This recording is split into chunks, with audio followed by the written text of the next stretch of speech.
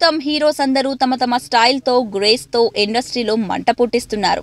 పాత్రలతో ప్రయోగాలు చేయడం అనే రోజులు ఎప్పుడో పోయాయి. గుడ్డి, మూగ, చెవిటి వంటి సినిమాలు లీడ్ రోల్లో వచ్చేవి ఒకప్పుడు.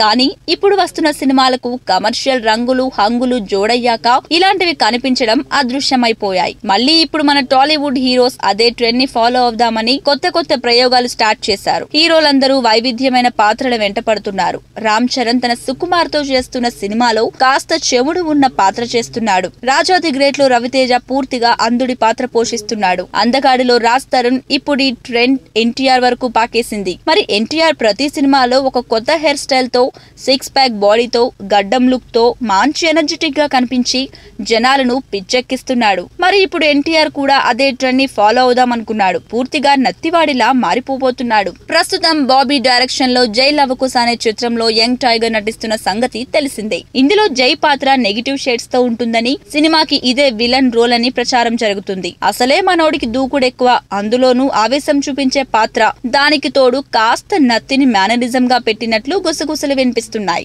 ఇక మామూలుగానే ఎన్టీఆర్ నటనకు ఇండస్ట్రీలో తిరుగులేదు. అలాంటిది ఇప్పుడు ఒక కొత్త పాత్రలో పోషించబోతున్నాడు. మరి ఈ సినిమాలో ఎన్టీఆర్ ఎంత వరకు వెళ్ళగలడో చూద్దాం.